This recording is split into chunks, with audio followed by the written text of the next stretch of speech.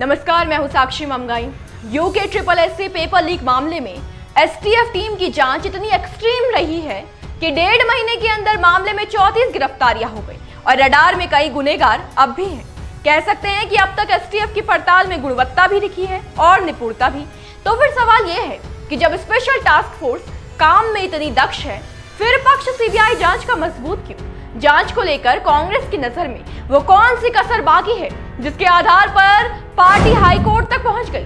चलिए, पहुंची थी तो ठीक है, पर हाई कोर्ट ने प्रकरण में क्या प्रतिक्रिया दिखाई है? आज प्रदेश के साथ इन सवालों पर तो बात करेंगे ही, साथ ही ये भी जानेंगे कि मांग का असर सरकार पर कितना प्रेशर बना रहा है।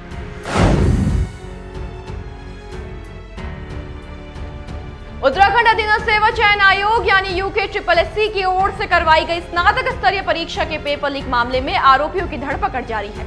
आयोग ने ये पेपर दिसंबर 2021 में आयोजित किया था, जिसके नतीजे खुलने के बाद छात्रों ने अनियमितता की शिकायत की थी। मामले में सीएम धामी ने संज्ञान लिया और 22 जुलाई को मुकदमा दर्ज कर लिया गया। ठीक, अब हुआ ये कि केस चला गया उत्तराखंड एसटीएफ के पास और यहीं से शुरू हुई पेपर लीक मामले की गुत्थी सुलझना। एक के बाद एक आरोपी एसटीएफ के हत्थे चढ़ता गया और कितनी भयानक जड़ें नकल माफियाओं ने प्रदेश में जमा कर रखी थी, ये तस्वीर प्रदेश के सामने साफ होती गई। यहाँ पर गौर कीजिए कि एसटीएफ ने 18वीं गिरफ्तारी पेपर लीक के मास्टरमाइंड हाकम सिंह की थी, जो जखौला का जिला पंचायत था और भाजपा का नेता भी, जिसे पार्टी ने गिरफ्तार होते ही निष्कासित कर दिया। अब हाकम तो सलाखों के पीछे चला गया, लेकिन जाते जाते पेपर लीक मामले में सियासत की एंट्री हो सके, ऐसा दरवाजा खुल गया।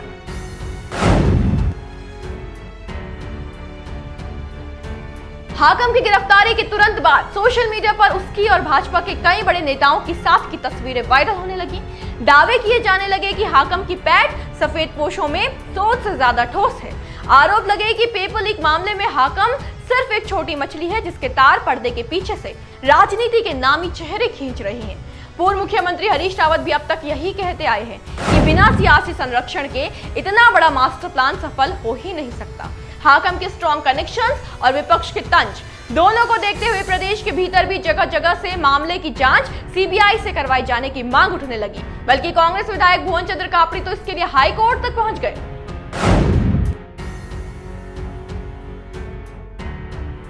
आपको बताएं कि यूके SSC पेपर लीक मामले को लेकर कांग्रेस विधायक और उपनेता प्रतिपक्ष भुवन चंद्र कापड़ी ने हाईकोर्ट का दरवाजा खटखटाया। उन्होंने पूरे मामले की जांच केंद्रीय जांच ब्यूरो सीबीआई से कराई जाने की मांग को लेकर उच्च न्यायालय में याचिका दायर की। मामले के मुताबिक कांग्रेस विधायक भुवन चंद्र कापड़ी ने उच्च न्यायालय में याचिका दायर कर कहा कि यूके SSC परीक्षा में हुई गड़बड़ी की जांच एसटीएफ सही तरीके से नहीं कर रही।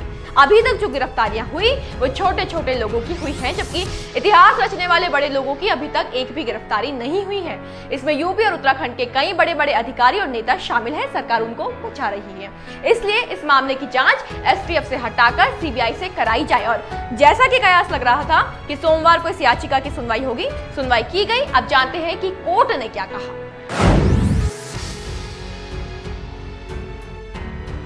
कांग्रेस विधायक भुवन चंद्र कापड़ी की याचिका पर सुनवाई करते हुए वरिष्ठ न्यायमूर्ति संजय कुमार मिश्रा की एकल पीठ ने भुवन चंद्र कापड़ी से ये बताने को कहा है कि वो इस मामले की जांच सीबीआई से क्यों करवाना चाहते हैं, उन्हें एसटीएफ की जांच पर क्यों संदेह हो रहा है। जी हाँ, भुवन चंद्र कापड़ी से 12 सितंबर तक ये बताने को कहा गया है कि उन्हें एसटीएफ की जांच पर क्यों संदेह है। इसमें अगली सुनवाई के लिए 12 सितंबर की तिथि नियत की गई है। दरअसल जानकार मानते हैं कि एक बात तो साफ है कि कांग्रेस मुद्दे में भाजपा को सीधे तौर पर घेरने की कोशिश कर रही है और इसके लिए बस एक बुनियाद तलाश रही है, जो कांग्रेस को लगता है कि सीबीआई जांच के बाद ही उन्हें मिल सकती है। खैर, विपक्ष को जो भी शंका हो, लेकिन इस बात में कोई शंका नहीं कि पेपर लीक मामले में सीबीआई जांच करवाने का दबाव सरकार पर जरूर बन गया है। प्रदेश में उजागर होते एक के बाद एक भर्ती घोटाले, पेपर लीक मामले, नकल के मामले, सभी ने मिलकर उत्तराखंड की जनता को आवेश में ला दिया है। प्रदेशवासी धांधली की इन खबरों को रोजाना सुनते सुनते तंग आ गए हैं और इस पर भी जब से सियासी संरक्षण की बात सुनी है, लोगों में नाराजगी और गुस्सा फूट पड़ा है। यही वजह है कि युवाओं को ठगने वालों को जनता माफी किसी कीमत पर नहीं देना चाहती और कोई गुंजाइश नहीं छोड़ना चाहती गुनहगारों, चाहे फिर वो कोई भी हो, उसे सलाखों तक पहुंचाने में। इसलिए निरंतर सीबीआई जांच की मांग प्रदेश में उठा रहा है और आयोग के बाकी बढ़ते घोटालों के लिए भी ये मांग उठ रही है। इससे सरकार पर बेशक दबाव बन गया है। हालांकि जांच एजेंसी को लेकर हाई कोर्ट की अगली सुनवाई क्या कहती है, इस पर अब काफी कुछ निर्भर करता है। इसलिए 12 सितंबर पर नजर रखते हैं और अपडेट मिलते ही आप तक पहुंचाते हैं। तब तक बने रहें देवभूमि इनसाइडर के साथ। आज ही डाउनलोड करें देवभूमि इनसाइडर ऐप।